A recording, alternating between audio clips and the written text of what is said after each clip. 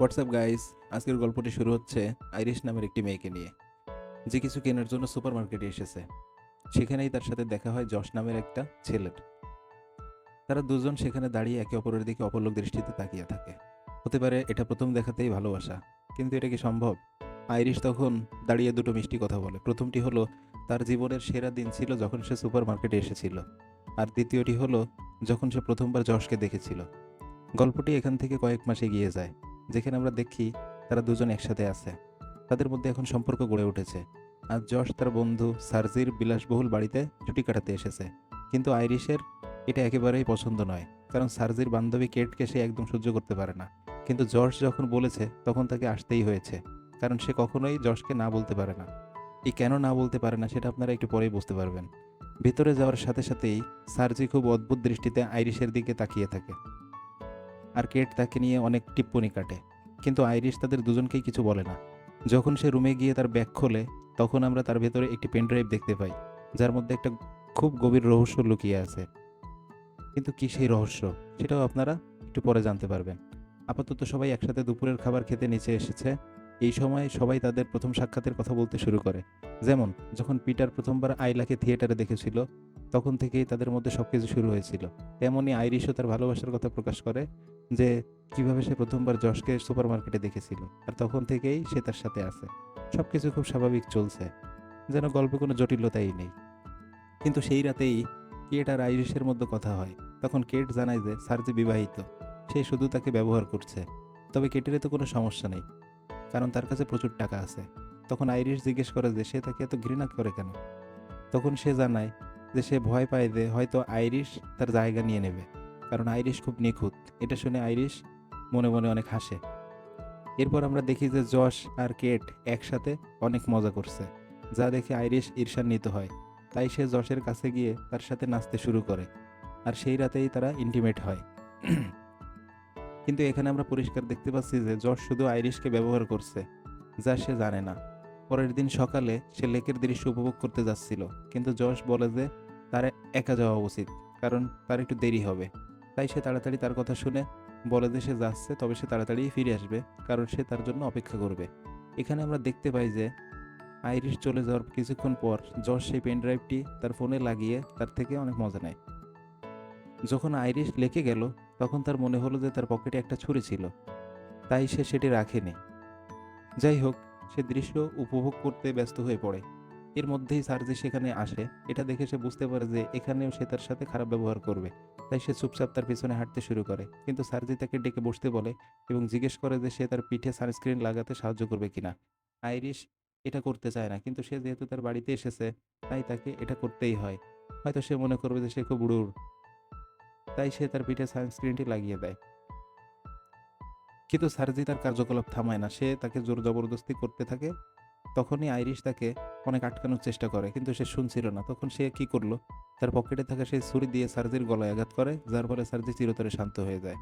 ভেতরে বসে থাকা লোকেরা এই বিষয়ে কিছুই জানতো না, কিন্তু যখন আইরিশ সেখানে রক্তাক্ত অবস্থায় এলো, তখন সবাই তাকে দেখে ঘাবড়ে গেল। যশ যখন তার কাছে গেল, তখন সে তাকে বারবার একই কথা বলছিল যে আমি যা করেছি তা আমার নিজের সুরক্ষার জন্য করেছি, কারণ সে একজন খারাপ লোক ছিল। ঠিক তখনই যশ বলে, আইরিশ ঘুমিয়ে পড়ো। হঠাৎ আইরিশের ত্বক সাদা হয়ে যায় এবং সে একটি রোবটের মতো বন্ধ হয়ে যায়। হ্যাঁ বন্ধুরা, এটাই ছিল এই গল্পের আসল রহস্য। যদি না বুঝে থাকেন তাহলে বলছি, আসলে আইরিশ হলো মানুষের তৈরি একটি উন্নত রোবট। যশ তাকে এমন একটি কোম্পানি থেকে কিনেছে যারা খুব একা এবং হতাশাগ্রস্ত মানুষদের জন্য রোবট তৈরি করে। কিন্তু অদ্ভুত ব্যাপার ছিল যে রোবট নিজেও জানে না সে নিজে একজন রোবট। এটা অন্য একটি বিষয়।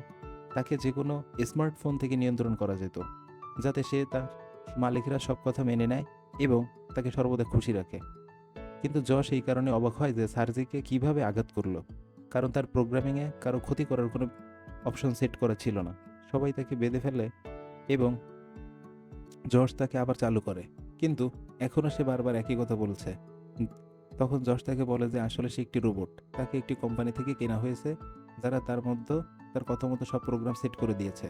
কিন্তু আইরিশ বিশ্বাস করে না যে সে একটি রোবট, কারণ মানুষের মতো সেও সবকিছু অনুভব করতে পারে। এটা শুনে যশ বলে যে এটা কেবল তার চমৎকার প্রোগ্রামিং এর কারণে হয়েছে। এইসব জানার পর আইরিশ হঠাৎ হতাশ হয়ে পড়ে, কারণ সে নিজেই জানে না যে সে একটি রোবট, যেমনটা আমি আপনাদের আগেই বলেছিলাম। হঠাৎ কেট সেখানে আসে এবং যশকে কোনায় নিয়ে গিয়ে সব কিছু বলতে শুরু করে।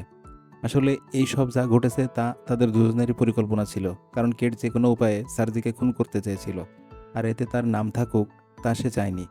যখন আইরিশ লেকে যাচ্ছিল তখন যশ ইচ্ছে করে তার স্মার্টফোন থেকে ক্ষতি করার অপশনটি চালু করে দেয়, যাতে সে এমন কাজ করে। অর্থাৎ এই সব কিছুর পেছনে যশ ছিল, কিন্তু সবচেয়ে বড় মাস্টারমাইন্ড ছিল কেট। কারণ সে জানতো যে সার্জি একজন ধনী মানুষ। সে আরও জানতো যে এই বাড়িতে তার $12 বিলিয়ন আছে। যশ আবার আইরিশকে দেখতে যায় এবং দেখে যে সে নিজেকে মুক্ত করে ফেলেছে। আর তারপর সে হঠাৎ তাকে আক্রমণ করে এবং তার স্মার্টফোন নিয়ে পালিয়ে যায়। সে তাকে প্রথমবার বাইরে যেতে দেখে, কিন্তু পিটারকে এই বিষয়ে কিছু জানায় না, কারণ সে নিজেও এই বিষয়ে কিছুই জানে না।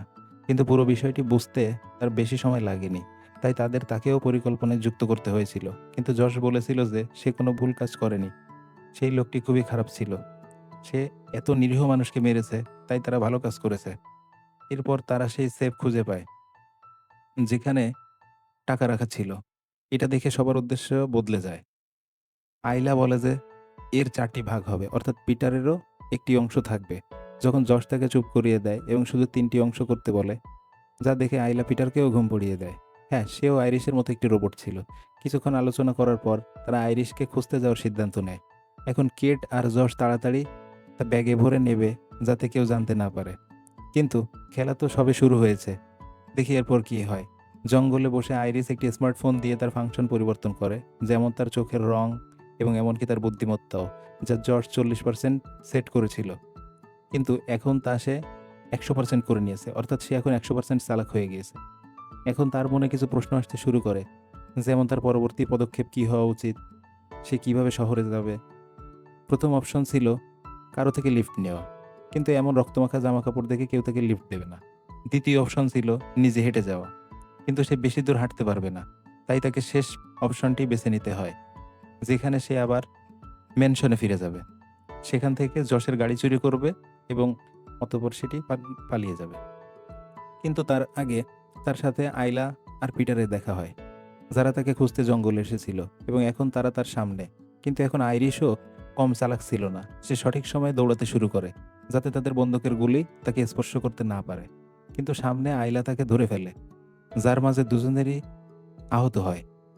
সেই গুলিটি আইলার একটি জায়গায় লাগে, যা তাকে মেরে ফেলে। অর্থাৎ আইরিশের হাতে আরও একটি খুন হয়ে গেল। এর মধ্যে আরও লোক সেখান থেকে আসে, কিন্তু আইরিশ চালাক ছিল, সে এত সহজে ধরা দিতে যাচ্ছিল না। সে সেখান থেকে পালিয়ে যায় এবং সাথে সাথেই ম্যানশনে এসে যশের গাড়ি চুরি করে। ততক্ষণে যশও সেখানে চলে এসেছিল, কিন্তু এখানে একটি সমস্যা হয়। আসলে যশের গাড়ি তার ভয়েস দিয়ে চালু হয়, কিন্তু আইরিশের কাছে সবকিছু সমাধান আছে। সে তার ভয়েস যশের ভয়েসে বদলে দেয় এবং গাড়ি নিয়ে পালিয়ে যায়। আইরিশ চলে যাওয়ার পর যশ দৌড়ে পিটারের কাছে যায় এবং তাকে তার হোস্ট বলে জানায়, যাতে সে তার পুরোপুরি বুঝে যায়। সে তার আক্রমণাত্মকতাও 100% করে দেয়, যা যে কোনো রোবটের জন্য খুবই বিপজ্জনক। কিন্তু যশের এখনও আইরিশকে দরকার ছিল। আইরিশ হাইওয়ের পাশে গাড়ি থেকে নামার চেষ্টা করছিল, তখনই একজন পুলিশ অফিসারের চোখ তার উপর পড়ে। সে তাকে জিজ্ঞেস করে যে তার কোনো সমস্যা হচ্ছে কিনা। এখন আইরিশের প্রোগ্রামে একটি জিনিস সেট করা আছে যে সে কখনোই মিথ্যা বলতে পারবে না। তাই এখানে সে তার তীক্ষ্ণ বুদ্ধি ব্যবহার করে এবং তার নিজের ভাষাকে জার্মান ভাষায় পরিবর্তন করে দেয়, যার অর্থ সে সত্য কথাই বলছে, আর সেই পুলিশ অফিসার কিছুই বুঝতে পারে না। আর এর মধ্যে পুলিশ অফিসারের চোখ গিয়ে পড়ে তার রক্তমাখা পোশাকের উপর, তাই সে তাকে ধরে ফেলে। কিন্তু এর মধ্যেই পেছন থেকে পিটার এসে এক আঘাতে পুলিশ অফিসারকে খুন করে ফেলে। আর এই সুযোগ নিয়ে আইরিস পালাতে শুরু করে, কিন্তু ঠিক সেই সময় পিটার তার নিয়ন্ত্রণ পরিবর্তন করে দেয়, যাতে সে থেমে যায়। আর তারপর সে তাকে ম্যানশনে নিয়ে যায়, যেখানে তারা যখন দেখে যে পিটার পুলিশ অফিসারকে খুন করেছে, তখন তারা ঘাবড়ে যায়। এখন তারা খারাপভাবে ফেঁসে গেছে। একটি খুন বাঁচাতে আরও 3টি খুন করে ফেলেছে। কিন্তু এর মধ্যেই কেট সিদ্ধান্ত নেয় যে সে এখানে থাকবে না, সে তার টাকার ভাগ নিয়ে চলে যাবে। কিন্তু যশ তাকে অনেক আটকানোর চেষ্টা করে, কিন্তু সে থামাতে পারে না, কারণ সে বলে যে সে তার রোবট নয়। তাই সে পিটারকে থামাতে বলে। এখন যখন পিটার তাকে থামাতে যায়, তখন সে এমনভাবে থামায় যে চিরতরে থেমে যায়। কারণ আপনারা নিশ্চয়ই জানেন যে এখন আর তার আক্রমণাত্মকতার স্তর কতটা বেশি। অর্থাৎ গল্পে এখন এমন একজন ব্যক্তি বাকি আছে যে আরও বেশি বিপজ্জনক হতে চলেছে। তাই সাথে থাকুন এবং দেখুন এরপর কি হয়। এখন রাতে যশ আইরিশকে ডাইনিং টেবিলে বসায়। তখন সে তাকে বলে যে এখন যা হয়েছে তা কেবল তোমার জন্যই হয়েছে। কিন্তু আইরিশ তাকে বলে যে এইসব তার লোভের কারণে হয়েছে। কারণ সেই একমাত্র ব্যক্তি যার খুব খারাপ লাগে যখন সে শোনে যে একটি রোবট তার চেয়ে বেশি চালাক হচ্ছে। আর তাই সে তার গতিবিধি 0% করে দেয়। আর আইরিশের নিজের হাতে মোমবাতির উপর তুলে দেয় এবং তাকে নিজেকে হত্যা করার আদেশ দেয়। এতে আইরিশ খুব কষ্ট পায়, কিন্তু সে কিছুই করতে পারে না। কারণ তার সমস্ত বুদ্ধি শেষ হয়ে গেছে। অনেকক্ষণ চিন্তা করার পর জশ শেষমেশ অ্যারোডাইনামিকের লোকদের ফোন দেয়। সে তাদের কাছে মিথ্যা বলে যে আইরিশ তার সব বন্ধুদেরকে মেরে ফেলেছে। তাই সে পিটারকে পুলিশ ইউনিফর্মে রাখে যাতে তাদের মনে হয় যে ইতিমধ্যেই পুলিশকে খবর দিয়েছে। এতে তারা রাজি হয়। এরপর কর্মীরা তাকে বলে যে কি হয়েছে তা দেখার জন্য তারা ক্যামেরার ডেটা চেক করবে। এটা শোনার সাথে সাথেই যশের মাথা খারাপ হয়ে যায়, কারণ সে জানতো না যে এমন কিছু আছে। কিন্তু এখন তীরধনুক থেকে বের হয়ে গেছে, তাই সে কিছুই করতে পারবে না। কর্মীরা আইরিশকে গাড়িতে লোড করে এবং তাকে সাথে নিয়ে যায়। তখনই পিটার তাদের সামনে আসে, যাকে অন্য কেউ নয়, যশ নিজেই পাঠিয়েছে। সে এক কর্মীকে গুলি করে মেরে ফেলে, কিন্তু টেডি পালিয়ে জঙ্গলে চলে যায়। এর মধ্যে আইরিশ ট্রাকে জ্ঞান ফিরে পায়, যে তাকে পুরো সত্যটি বলে যে যশ তাকে ব্যবহার করেছে, কিন্তু তার আসল ভালোবাসা ছিল কেবল আইলা।